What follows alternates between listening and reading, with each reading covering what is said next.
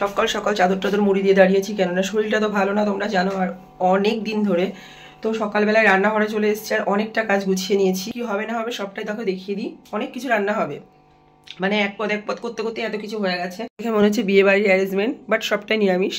এখানে হবে আলু পেঁপের তরকারি, আলু পেঁপে কাটা হয়ে গেছে। এখানে হবে আলু উচ্ছে ভাজা, আলু উচ্ছে কাটা হয়েছে। এখানে আলু ফুলকপি ভাজবো, কেননা যেহেতু মেয়ে উচ্ছে খায় না, তো এটা ভেজে রাখবো। কিছুটা দিয়ে ওর ভাত ভেজে দেবো, কিছুটাও খাবে। এটা হচ্ছে আলু কেটেছি, এখানে কেটেছি পনির, আলু পনিরের তরকারি হবে। উচ্ছে কেটেছি, উচ্ছে দিয়ে হবে ডাল। আর এখানে দেখো পনির স্লাইস করে কাটা আছে, আর দেখো 3 পিসি আছে, এটা দিয়ে করব পনিরের চপ। আগের দিনের একটু বেসমের ব্যাটার আছে, আর একটু গুলিয়ে নেবো, তো হয়ে যাবে আমার পনিরের চপ। গুলিয়ে যাচ্ছে, অনেকটা বেলা হয়ে গেছে তাই হুটাপাটা করে।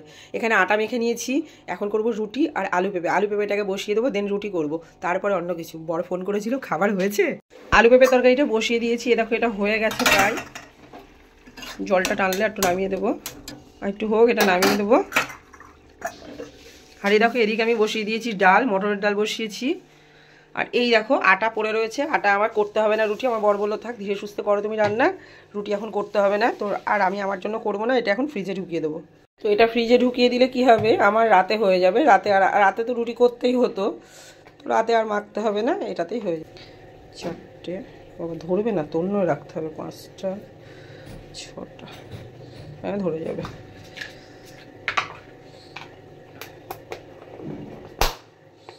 এটা এখন এখানে থাক, পরে ফ্রিজে ঢোকাবো। আলু পেঁপেটা হয়ে গেছে, এখানে আলু উচ্ছে ভাজা হয়ে গেছে, ডালের উচ্ছে ভাজাটা হয়ে গেছে। আর এখানে দেখো আলু ফুলকপি ভাজাটা বসিয়ে দিয়েছি। তো খুব কাশি হচ্ছে, তাই এপাশে আমি জল গরম বসিয়েছি, আগে গার্গেলটা করব। কিছুটা ভাজা আমি তুলে নিয়েছি, আর কিছুটা ভাজা দিয়ে এই যে ভাত ভাজাটা বসিয়ে দিয়েছি। এটা নামিয়ে নিয়ে এবার করবো পনির, তারপরে ডালটা সোমবারই দেবো। তো এদিকে পনিরগুলো ভাজা বসিয়ে দিয়েছি, দেখো এগুলো পনিরগুলো ভাজা হচ্ছে। আর এদিকে বসিয়ে দিয়েছি আমার জন্য আদা দিয়ে লিকার চা। এদিকে পনিরগুলো ভাজা হয়ে গেছে, তুলে নিয়েছি। আর এখানে দেখো আলুটা কষাতে দিয়ে দিয়েছি। তো এটা হয়ে গেছে, এবার আমি এটার মধ্যে জল দিয়ে দেবো,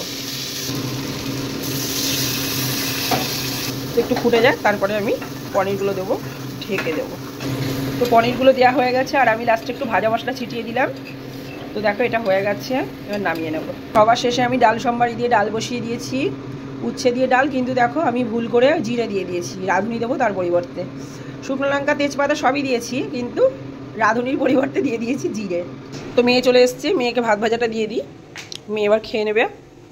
মেয়েকে দিয়ে দিয়েছিলাম ভাত ভাজা, আর আমি এই যে আমার জন্য করে নিয়ে এসেছি চিড়ের পোলাও। বাট এটার মধ্যে শুধু ঘি আছে, কাজু নেই, কিশমিশ নেই, কিচ্ছু নেই, একদম নর্মাল করেছি আমার জন্য। 11টা 12, হ্যাঁ 11টার ওপরে বাজে। তো যেই আমি আমার খাবার নিয়ে আসলাম, অমনি বলছে কি ওমা আমি আর খাবো না। চিন্তা করে দেখো আমার মেয়ের অবস্থায়, দেখো বাজরাংবালির। তো যাই হোক, চলো আমি খেয়ে নিই, পরে আবার আসছি। রান্না বান্না সব হয়ে গেছে, তোমাদের সাথে একটু পরে শেয়ার করে দিচ্ছি। খেয়ে নিই আগে, ওষুধ আছে, ওষুধ খেতে হবে তার জন্য। আর বাসন টাসন কিছু মাজা হয়নি, গ্যাস মোছা হয়নি, ওগুলো কিছু হয়নি, শুধু রান্নাটাই হয়েছে। খেয়ে নিই, পরে পড়তে যাবি?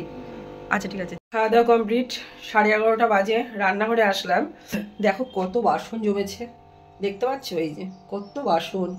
তো শরীরটা যেহেতু ভালো না, মেয়ে বললো বাসন থাক, আমি পরে এসে মাজবো। আমিও মাজবো না, থাক বাসনগুলো। তো আমি রান্নাবান্নাগুলো তোমাদের সাথে শেয়ার করতে আসলাম, চলো রান্নাবান্নাগুলো দেখিয়ে দিই। গ্যাসটাও পরিষ্কার করা হয়ে গেছে।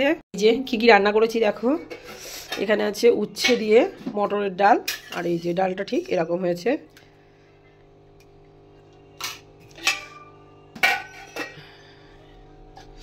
এখানে আছে চাটনি, চাটনিটা আগের দিনেই চাটনি, কিন্তু আমি আজকে কড়াই দিয়ে একটু টানিয়ে টুনিয়ে নিলাম। আচ্ছা, এটা করেছি আলু পেঁপে তরকারিটা, ওপর দিয়ে একটু ভাজা মশলা ছিটিয়ে দিয়েছি। এখানে আছে আলু পনিরের তরকারি, এটা আছে গরম মশলা দিইনি, এটা তো আজকে লাস্টে ভাজা মশলা দিয়ে নামিয়েছি। আর এখানে আছে ভাজা, ভাজার মধ্যে আছে এই যে এটা আছে পনিরের চপ, এটা আলু উচ্ছে ভাজা, আর এটা আলু ফুলকপি ভাজা। মেয়ের ভাত ভাজা করে যেটুকু বেঁচেছিল সেটুকু এখানে রেখে দিয়েছি। তো আমার আজকের লাঞ্চ মেনু এইটা। ও চাটনির সাথে এখানে কৌটোয় আছে পাঁপড় ভাজা।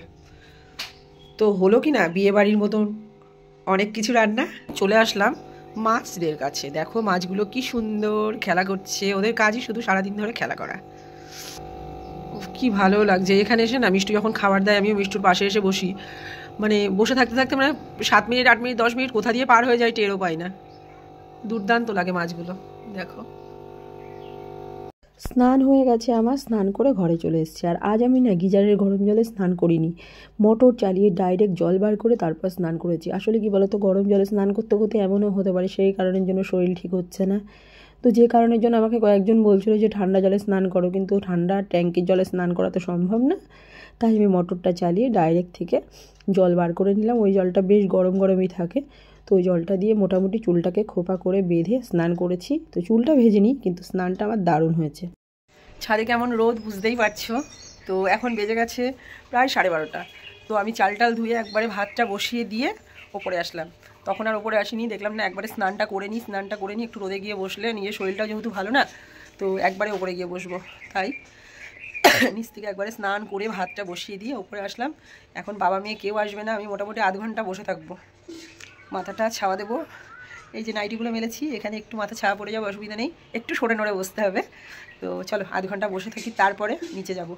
আর রান্নাবান্না সবই তো তোমাদের দেখিয়ে দিয়েছি, এখন নিচে গিয়ে মেয়ে আসলে খাবো। আর তার মধ্যে মেয়ের বাবা ঢুকে বলে তো কোনো ব্যাপারই না।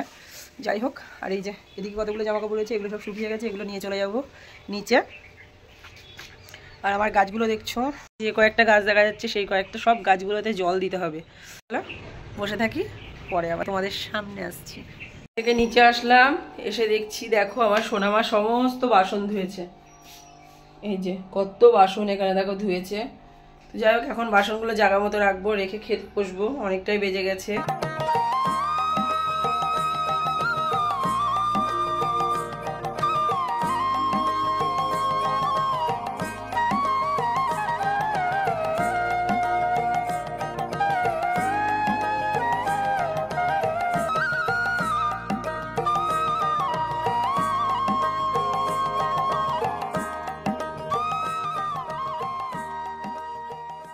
আমার আর মিষ্টুর ভাত বাড়া হয়ে গেছে। এটা মিষ্টুর আলু ফুলকপি ভাজা, পনিরের চপ, আর ওদিকে পনিরের তরকারি। আর আমার এই যে পনিরের চপ, আলু উচ্ছে ভাজা আর পনিরের তরকারি। এখান থেকে নেব চাটনিটা, আর নেব ডালটা আর পাঁপড়টা। তো চলো খেতে বসে পড়ি। বাবাই চলে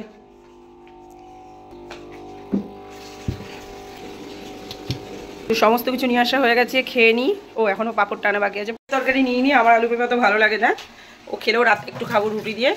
তো চলো এখন এগুলো দিয়ে খেয়ে নিই পাঁপড়। আয় চলে আয়।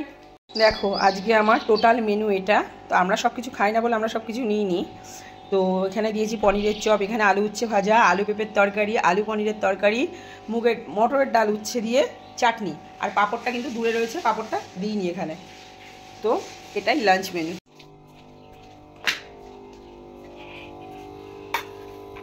Good evening. এখন বাজে কটা বাজে, 5:15। তো ঘুম থেকে উঠলাম, উঠে যে চা বানিয়ে আনলাম, চা খাবো আজকে আমি আর মেয়ে। এ বাবা আয়, বাবাই আয়। তো চাটা খেয়ে নিই, পরে আসছি। আজকে দুধ চাই করেছি, আদা দিয়ে করেছি। তো চা খেয়ে এসে বসলাম। তো অনেকক্ষণই বসে আছি, এখন 7:30 প্রায় বাজে, পুরো 7:30 হয়নি। এখানে দেখো কিছু জামা কাপড় গুছিয়ে নিয়েছি, কিছু আলমারিতে ঢুকবে,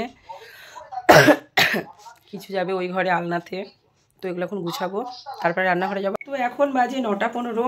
আমি রান্নাঘরে আসলাম, এসে জল গরম করে গার্গেল করলাম, তারপরে করলাম পরোটা। ওই সকালে যে আটাটা মাখা ছিল ওটা দিয়ে পরোটা করেছি। তো দেখলাম রুটি করবো, থাক তাহলে একটু পরোটাই করে ফেলি। আর দুপুরবেলা আলু পেঁপের তরকারি তো আছে, পনির রয়েছে 2-3 টুকরো, আর ছিল বেশি। মানে আমি এই যে মেয়ের ডাল দিয়ে ভাত মেখে নিয়েছি, এখানে দিয়েছি আলু পনির আর আলু ফুলকপি ভাজা, আর এখনও 2-3 পিস পনির রয়েছে। এই যে একদম একটুখানি রয়েছে, আর ভাজা তো রয়েছে, ভাজার তেতো রাত্রে কে খাবে। এখানে রয়েছে আলু পেঁপে, এখানে ডাল রয়েছে, এগুলো খাওয়া হবে না, ওই আলু পেঁপে আর পনিরটা দিয়েই রাতের পরোটাটা খাওয়া হয়ে যাবে। আর পরোটাটা দেখো দারুণ হয়েছে দেখতে, এই দেখো পরোটাটা কি সুন্দর হয়েছে দেখতে। যাই হোক আমি ভাজ করে রেখেছি, যেহেতু এটা ছোটো হটপট। তো চলো মেয়েকে আগে খেতে দিয়ে দিই, মেয়ে খেয়ে নেবে। বাবান আসো, দিয়ে দিলাম ওকে খেতে, জলও দিয়ে দিয়েছি, ও খেয়ে নিক। তারপর আজও রেডি হয়ে নিয়েছি। এই যে যাচ্ছি হসপিটালে, গ্যাস দেবে। সেটা আগের দিনই বলে দিয়েছে যে গ্যাস দেবে, কদিন পর পর আর কি দিতে হবে। তো যাই দেখি কদিন চলে। দরজা আটকে দে বাবা, গেটটা দে, দরজা দে। টাটা।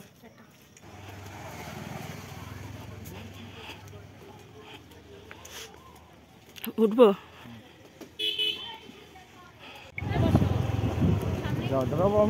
তুমি চলো ভিতরে। তো গ্যাস দেওয়া হয়ে গেছে, এই যে বাড়ি চলে আসলাম, এখন ডিনার করব। দিন দিন আমার অবস্থা খারাপই হচ্ছে, জানি না কি হবে। তো যাই হোক, চলো ডিনার করে শুয়ে পড়বো। অনেকটা রাত হয়ে গেছে, এখন অনেকটা বলতে প্রায় 9:30 বাজে। বেশি রাত করবো না আর। খারাপ লাগছে শরীরটা। অনেকক্ষণ পরে আবার তোমাদের সামনে এলাম, আর এখন কিন্তু অনেকটা বেজে গেছে। মিষ্টু পড়ছি, আমি বসে আছি। না, শুয়েই পড়তাম, আমি এখন বসে থাকি না, যেহেতু শরীরটা ভালো না। তো আমি আমার মতো শুয়ে পড়ি, ও মোটামুটি পড়ে, পড়ে ওর মতো শুয়ে পড়ে। তো আজকে দেখলাম ভিডিও এডিটিং বাকি আছে। তো আগে যে ডাক্তার দেখিয়েছিলাম উনি আমাকে অ্যান্টিবায়োটিক দেয়নি। উনি মানে অ্যান্টিবায়োটিক কাউকেই প্রেসক্রাইব করে না, মানে উনি ঘোর বিরোধী এটার। তো যে কারণে উনি দেয়নি। উনি আমাকে, আমি যেটা জানলাম যে উনি আমাকে দিয়েছিল হচ্ছে একটা গলা খুসখুস করার একটা ওষুধ দিয়েছিল, আর দিয়েছিল একটা শ্বাসকষ্ট যাতে না হয় সেরকম একটা ওষুধ দিয়েছিল। তো ওই দুটো কন্টিনিউ চলছিল, সাথে সিরাপ তো চলছিলই। তো কালকে যখন আমি গেলাম তখন আমাকে ওই ওষুধগুলো টোটালি ক্যান্সেল করে দিল। ক্যান্সেল করে দিয়ে ইনি অ্যান্টিবায়োটিক দিল, আর গ্যাস দেওয়ার যে ওষুধ ওটা তো লিখেই দিল, আর হচ্ছে নতুন করে সিরাপ লিখে দিল। তো যাই হোক, সেগুলো নিয়ে বাড়ি আসলাম। আর ওনাকে আমি জিজ্ঞাসা করলাম যে আগের ওষুধগুলো কি খাবো? উনি বললো যে না, ওগুলো খাওয়ার দরকার নেই। আসলে উনি তো আমার আগের প্রেসক্রিপশন দেখেইনি। তো যাই হোক, কালকে রাতটা তো গেল। আর উনি বলে দিয়েছিল পরপর 5 দিন, মানে আমার প্রেসক্রিপশনে লেখা আছে পরপর 5 দিন গ্যাস নিতে বলেছে। তো চলো বাড়ি চলে আসলাম, কিন্তু দেখলাম কালকে গ্যাস নেওয়ার পরে আমার আজকে সকাল থেকে সেই আবার কাশি হচ্ছে। এর আগে যখন 2 দিন নিলাম, না 2 দিন না 1 দিন নিলাম, তখন আমার হচ্ছে কিন্তু ইয়ে হয়নি, 24 ঘন্টা ভালো থাকতাম মোটামুটি। তো যাই হোক, সেটা আজকে গিয়ে বললাম। আর আজকে আমার আগের ডাক্তার ছিল, তো ওনাকে বলার পরে বললো ঠিক আছে আপনি গ্যাসটা তো নিন, ওষুধটা আপনাকে হাজব্যান্ডকে দিয়ে আনার। তো আজকে ওষুধ এনে দিল, ওষুধটা কিনে দিতে হচ্ছে এখন। তো যাই হোক, গ্যাস নিলাম। তারপরে বললাম স্যার আমি কি চলে যাব? বললো না। তো উনি বললো ওষুধ কী কী খাচ্ছেন? তো আমি প্রেসক্রিপশনটা দেখালাম। বললো আমার এইটা কি খেয়েছিলেন আপনি কালকে? বললাম না, এতদিন খেয়েছি বাট কালকে খাইনি। তো বললো ঠিক আছে আপনি ওই ওষুধগুলো কন্টিনিউ করুন, আর ম্যাডাম যেগুলো লিখেছে সেগুলোও চলবে। তো উনি আজকে ওনার দুটোই আবার নতুন করে লিখে দিল, তো ওনার দুটোও চলবে এখন। আর ম্যাডামেরটা তো খাচ্ছি, কিন্তু কালকের থেকে আমি আজকে অনেক বেটার। তবে বেটার আমি বলবো না, কেননা আমার মানে ঠিক হচ্ছেই না। যাই হোক, মনের দিক থেকে অনেকটাই আমি ভেঙে পড়েছি। আর রিপোর্টের কথা তোমাদের বলিনি। রিপোর্টের কথা তোমাদের কালকেই বলা উচিত ছিল। আসলে গ্যাসটা নিয়ে আসার পর একটু দুর্বল লাগে, কিছুই না, এটা মনেরই আর কি, আর কিছু না। যাই হোক, তো রিপোর্টে এমনি কিছু না, রিপোর্ট ভালো, কিন্তু বললো মানে বুকে একটু সমস্যা, বলতে মানে ওই সেলের ব্যাপারটাই হয়তো বললো। তা যাই হোক, যে কারণের জন্যই সমস্যা হচ্ছে মেন। তো ওষুধ তো এত অবধি প্রচুর খেলাম। যাই হোক, খাই এগুলো, কন্টিনিউ করি, দেখা যাক কেমন থাকি। আর আজকে ডিনারটাও তোমাদের সাথে শেয়ার করতে পারিনি, আসলে বললাম এসে আর ভালো লাগছিল না কিচ্ছু। তো যাই হোক, আজকের ভিডিওটা এখানেই শেষ করলাম। পাশে থেকে সাপোর্ট করো। আর ইউটিউবের যে আমার ফ্যামিলি মেম্বার রয়েছে যারা আমার ভিডিও দেখে, প্লিজ প্লিজ প্লিজ দয়া করে একটা লাইক করে দিও। হ্যাঁ, সবশেষে আর একটা কথা বলি, আমি সকলের ভিডিওই দেখি, আর সকলের ভিডিও দেখার সাথে সাথে কমেন্ট তো করি, সাথে কিন্তু একটা লাইকও করে দিই। তো আমি আশা করব তোমরাও সবাই আমার ভিডিও দেখে কমেন্টও করবে, সাথে লাইকও করবে। তো সবাই ভালো থেকো, love you, good night, tata.